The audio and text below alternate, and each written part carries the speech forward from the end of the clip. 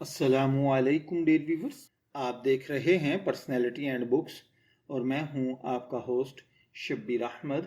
उर्दू अदब में अगर तारीख़ी नावल की बात की जाए तो नसीम हिजाज़ी का नाम सुनहरी हरूफ में लिखा जाता है। उनका शाहकार नावल शाहीन सिर्फ़ एक कहानी नहीं बल्कि एक ऐसा जज्बाती सफ़र है जो पढ़ने वाले को उंदलस की अज़मत, मुसलमानों की बहादुरी, मोहब्बत, कुर्बानी और ज़वाल के दर्द से रोशनास करवाता है। ये नावल पढ़ते हुए कई बार ऐसे महसूस होता है जैसे आप किसी फिल्म का हिस्सा हों।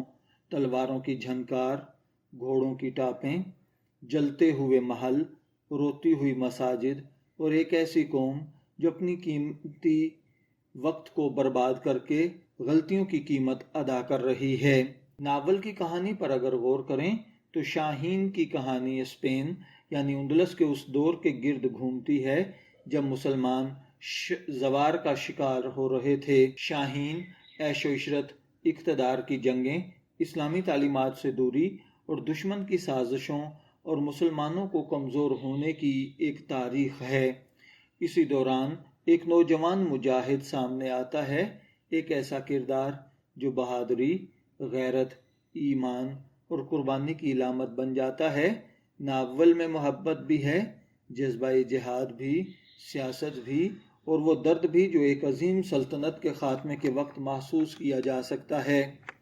ये नावल इतना मशहूर क्यों हुआ? तो शाहीन को एक तारीख़ी नावल समझना गलत होगा। ये नावल नौजवानों के अंदर जोश, गैरत और तारीख़ से मोहब्बत पैदा करता है। नसीम हिजाज़ी ने जिस अंदाज में उंदलस की तबाही बयान की है वो पढ़ने वाले के दिल को हिला कर रख देती है।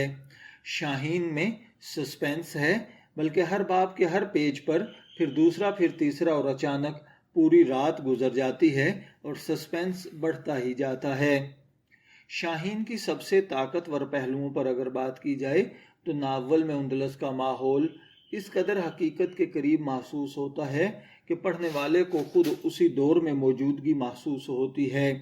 कई मकामात ऐसे आते हैं जहां दिल भर आता है, ख़ास तौर पर मुसलमानों के ज़वाल के मनाजिर इंतहाई दर्दनाक हैं। ये नावल सिर्फ तफरी नहीं डलता बल्कि ईमान, गैरत और कुर्बानी का पैगाम भी देता है।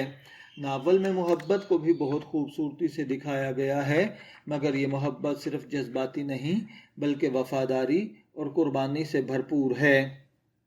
हकीकत में ये नावल कई वाक़यात और इस्लामी तारीख़ से मुतासर है, जबकि कुछ किरदारों और मुकालमों को कहानी के दिलचस्प अंदाज के तौर पर परो दिया गया है।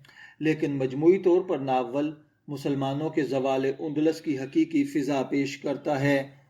पढ़ने के बाद इसकी तारीख़ में दिलचस्पी का बढ़ जाना, कुछ लोगों ने तो यहाँ तक कहा है कि इस नावल ने उनकी सोच बदल दी। यही वजह है कि आज भी नौजवान इस नावल को शौक़ से पढ़ते हैं कि ये नावल हर किसी को पढ़ना चाहिए।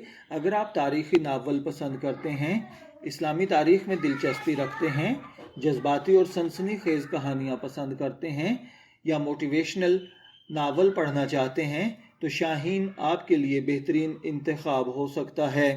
हर शाहकार मुकम्मल नहीं होता, इसमें कुछ चीज़ें गैर ज़रूरी महसूस होती हैं। इसमें एक अजीब सा हीरो पेश किया गया है जो हकीकत से दूर लगता है। शाहीन सिर्फ़ एक नावल नहीं, ये मुसलमानों के उरूज व ज़वाल की चीख है। ये एक ऐसा आईना है जो बताता है कि कौमें कैसे बनती हैं और कैसे बर्बाद होती हैं।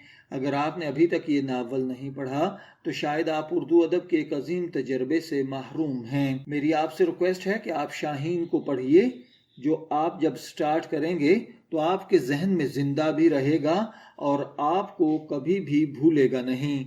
शब्बीर अहमद को इजाज़त दीजिए, फिर मुलाकात होगी किसी नए टॉपिक के साथ। तब तक के लिए अल्लाह हाफिज़।